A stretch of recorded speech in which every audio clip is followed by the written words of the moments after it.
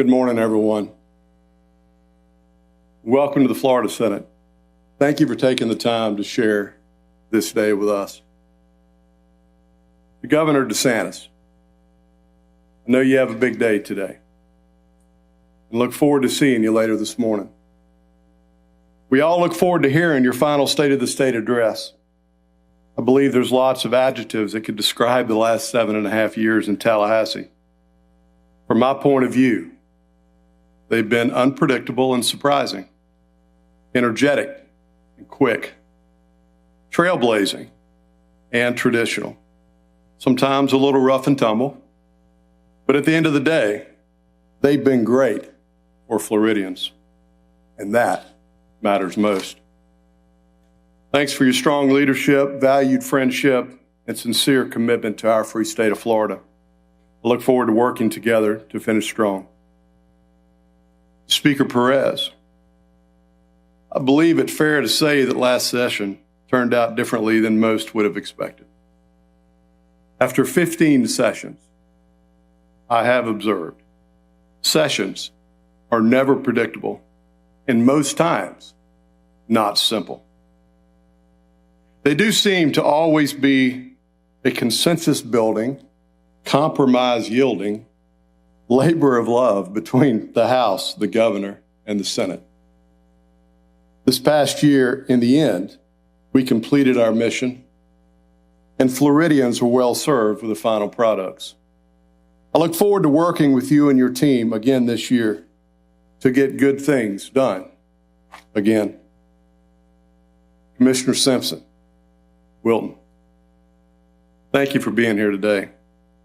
Your dependable friendship and durable partnership in the fight for rural Florida and Florida agriculture mean the world to me. I appreciate your dedication to Florida farm families and the communities that surround them, your focus on government efficiency, as well as your heart for stamping out food insecurity in Florida. I've learned this much. There ain't much difference between Trilby and Wauchula. CFO Ngolia, welcome to your first opening day as a member of Florida's cabinet. The taxpayers of our state are well served by your tireless work to root out waste, fraud, and abuse. There's always room for improvement in how we safeguard taxpayer money. Florida's blessed to have you keeping a close eye on their checkbook. I will, however, miss watching you pace the center aisle, arms crossed, with that deeply determined look on your face. Julie, we're glad to see you too. Thanks for being here. Attorney General Uthmeyer, thank you for being here. Thank you for standing on the front lines with Florida's law enforcement community to keep Florida safe and free. In particular, I'm grateful for your dedication, clearly, on issues that impact kids in our state. You're working hard to stay one step ahead of the criminals, the ones that seek to harm our people. Floridians are well served by you. Keep up the great work. Lieutenant Governor Collins, welcome to your first opening day as a member of the executive branch. It's been great to have you back home in the Senate, where it all began for you. I'm going to miss watching you be laser focused here on the floor, taking every issue seriously, being on mission. You should know, I view the term mission differently after our conversations and time together. Thanks for being here. To our Supreme Court justices, it's a real honor to have you here today. Thank you for making the time to be here with us and the incredibly meaningful work you do for Florida. And finally, most importantly, Missy, I can get through it. Hang on. I love you. Thank you for being by my side as my soulmate doing life with me. You're the greatest single blessing I could ever hope for.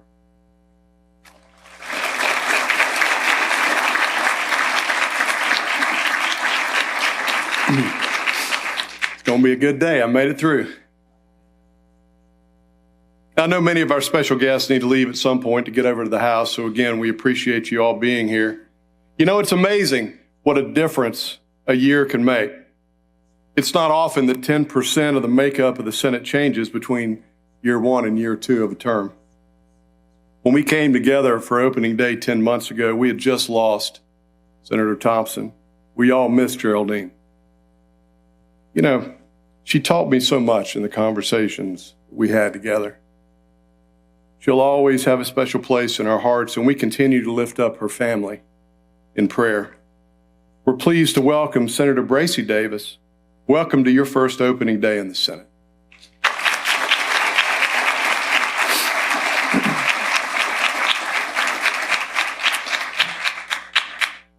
As we all know, shortly after opening day last year, Senator Fine was elected to Congress.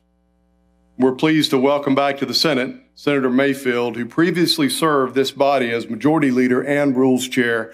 Welcome back, Debbie.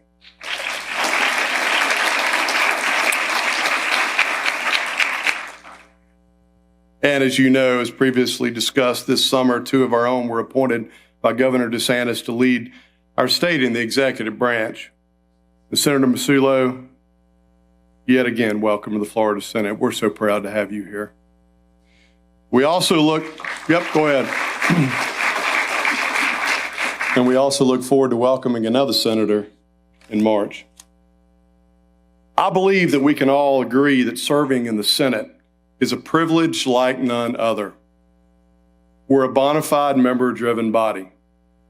And I hope that each of you feel encouraged and empowered to do the work that you were sent here to do.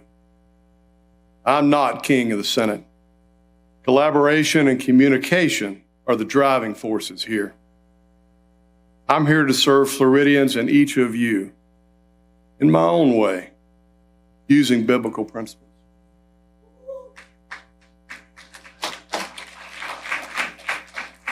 As we embark on a year of nationwide celebration in honor of America's 250th anniversary, I've been reflecting on our nation's founding and the tremendous blessing, honor, and responsibility that comes with service in the Florida Senate.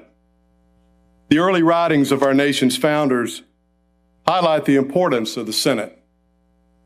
In fact, the authors of the Federalist 63 wrote, "History informs us of no long-lived republic which had not a Senate." They refer to the Senate as the anchor against popular fluctuations, a blend of stability and liberty. In referring to the Senate, Federalist 62 states that no government can be respected without order. In fact, the authors make the case for establishing a Senate to counter the sudden impulses and violent passions of single assemblies. Balance. And of course, we all know the famous legend. Thomas Jefferson, coming home from France, called George Washington to account at the breakfast table for having agreed to a second, and as Jefferson thought, unnecessary legislative chamber. "Why?" asked Washington. "Did you just now pour your coffee into your saucer before drinking?" "To cool it," answered Jefferson. "My throat is not made of brass." "Even so," rejoined Washington, "we pour our legislation into the senatorial saucer to cool it." These writings and anecdotes are a reminder that our duty as senators is much bigger than each of us as individuals. It's bigger than personalities. It's bigger than any one issue or any one session. It's an enduring commitment to the people of this state, a commitment we share with those who've come before us, those who follow. As we reflect on the historical role of the Senate in maintaining stability, let me reiterate two wise quotes I believe should govern our thoughts and our actions, and none of this will surprise any of you. Never take down a fence until you know I was put up. Measure 3 times, cut once. We all have something to reflect on here, whether it's in government or in life. Know what you're doing and know why. It takes real work to understand the why. That matters most. Change can many times be a buzzword. I believe our goal as the Senate should be to see clearly where we've been, where we are now, where we want to go, and why. The Senate should measure and ask questions. It might take more time. In fact, it may take a lot more time. But that's the design of our form of government and the role of our Senate. Floridians expect checks and balances, not rash or impulsive decision-making. Data and understanding are always valuable to everyone involved in the conversation. Not just sometimes, but always. Always. Laws and programs can be revised. They can be changed and updated. We could add new laws and we could take old ones away. And in fact, that's what we do every session here in Tallahassee. But the fact is, the laws we make have lasting consequences on Floridians. They have profound and sometimes permanent impacts on families, on businesses, and on our economy. Floridians expect the Senate to have thoughtful deliberations, and they trust we'll try to understand the outcomes and consequences of the decisions we make. They expect us, the Florida Senate, to get things right for the right reasons. As I begin my last session as Senate President, I am renewing my personal focus on a rural renaissance in the state of Florida. With your support, we made great progress last year with the passage of the Senate's Make Citrus Great Again and Farmers Feeding Florida initiatives. Florida citrus is making a comeback, one tree at a time. The current balanced budget included $100 million for large-scale field trials that will combine grove management, therapeutic tools, and disease-resistant varieties in new plantings and rehabilitation of existing groves. It is important to remember citrus has been a pillar of our state since the 1500s and remains a key part of Florida's rural renaissance. Research and new technologies have offered a new hope for the future of citrus in Florida. I'm going to keep my foot on the gas, and Florida citrus will not go down on my watch. Across rural Florida, our families have deep connections to our state and its people. In partnership with Commissioner Simpson, our Farmers Feeding Florida initiative is connecting hungry families with farmers who produce fresh, wholesome food. Much needed hand up for families when it matters most. Linking Florida farmers in rural areas with our urban food bank distribution channels and expanding our food bank and pantry infrastructure statewide enhances rural economies by preventing food waste and supporting farm families who are producing important commodities. In just the first quarter of operations, the Farmers Feeding Florida program has recovered over 4.6 million pounds of fresh Florida-grown food. That's incredible.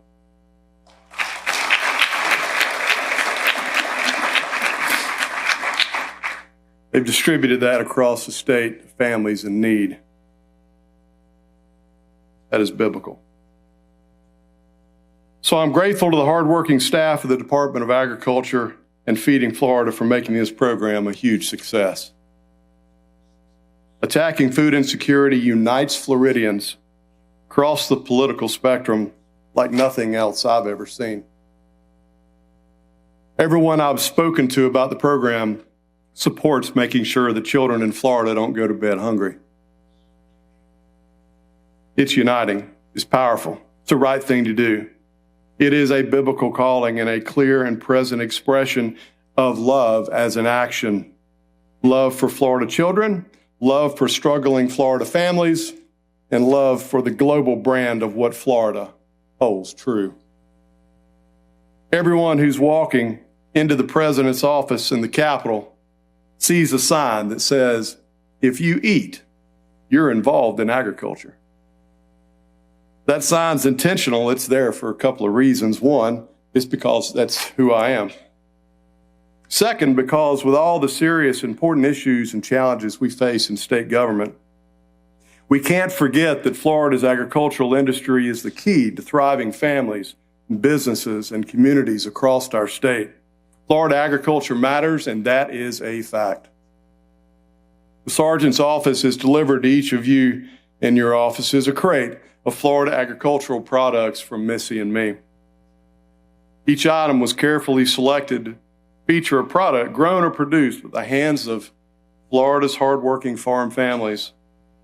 We hope you enjoy it and appreciate all of you so very much. I'm grateful for strong partners in the fight for Florida's rural renaissance. President Trump's administration strongly supports Florida agriculture and Florida's rural renaissance. In fact, I've had an opportunity to discuss with USDA Secretary Brooke Rollins plans to make our legislation a national model for creating a rural renaissance across the entire United States.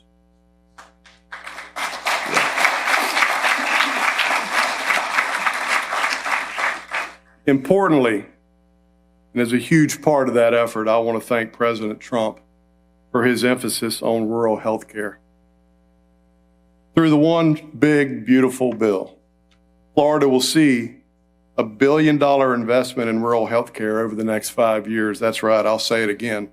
A $1 billion investment in rural health care over the next 5 years. These are generational investments in our health care infrastructure, a game changer in rural Florida without fail. Yes, sir. You're all aware of the many issues before us this session, and I won't repeat all those here today. However, I would be remiss if I didn't address the reality that affordability is top of mind for many Florida families. Pandemic-era inflation did a number on the national and global economies. The impacts are real. They are felt by Florida families every single day. For my part, we have to be honest with constituents. The ability of the Florida legislature in a 60-day session to influence the price of goods and services within a state economy that is largely driven by national and international economic trends is pretty limited. If we're being honest with people, hands down, the best thing to happen to the pocketbooks of Florida families was the extension of the Trump tax cuts, the one big, beautiful bill. Let's also be clear, if not for President Trump fighting to make many of those tax cuts permanent, people would see less money in their paychecks starting this month. That is a fact. That's not to say that we rest on our laurels here in Florida. We have a strong track record of keeping taxes low, and that will continue. In fact, the vast majority of items needed to raise a family and retire with dignity in Florida are already tax-free. From tax-free grocery store food to diapers, clothes, and supplies for young children, key household safety items, to year-round hurricane preparedness, Florida's been laser-focused on affordability and has taken tremendous steps to keep our state affordable. This year, I look forward to providing voters the opportunity to pass meaningful property tax relief.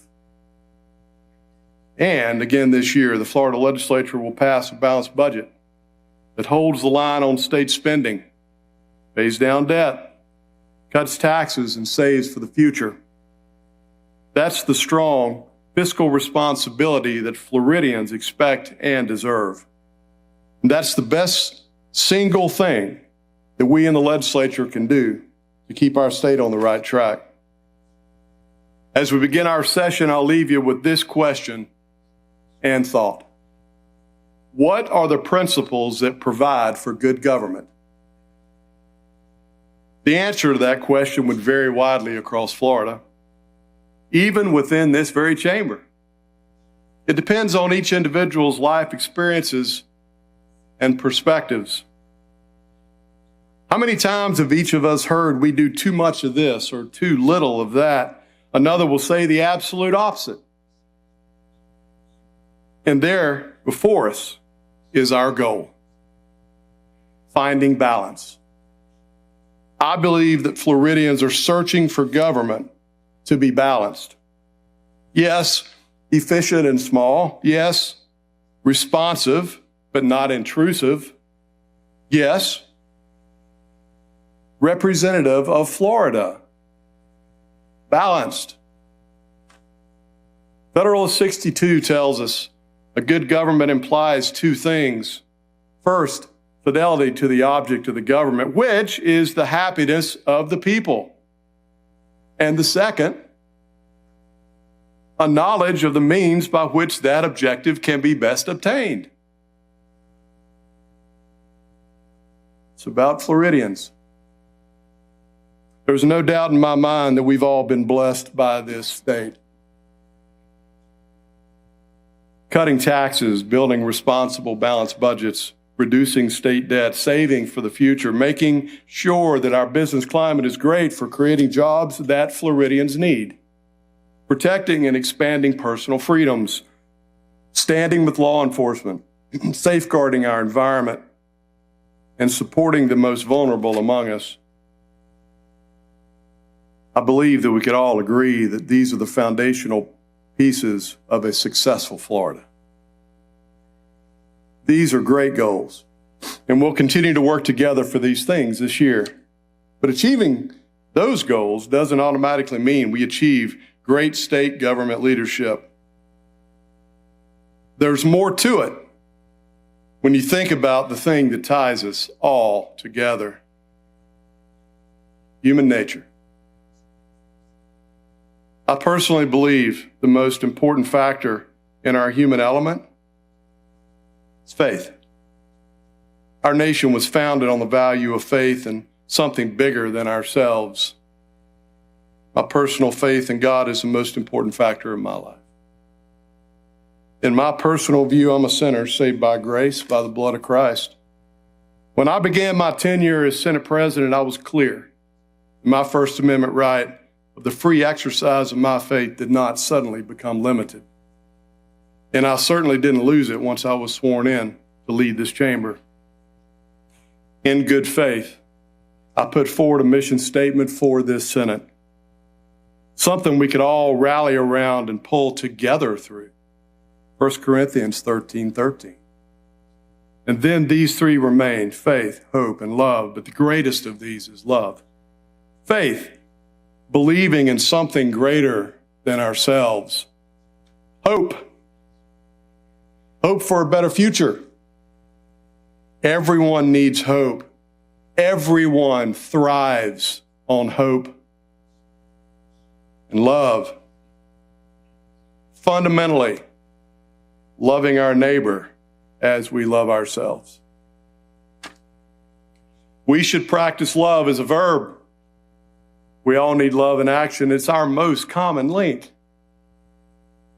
Our goals this session should be to practice love and joy and peace, patience and kindness, goodness, faithfulness, gentleness, and self-control, because against those things there is no law. This should rise above any form of politics. Additionally, Matthew 5:9 reminds us, blessed are the peacemakers. They will be called children of God. And finally, a verse I work very hard to live out in my daily life, Ephesians 4:29. Do not let any unwholesome talk come out of your mouths, but only what is helpful for building others up according to their needs, that it may benefit those who listen.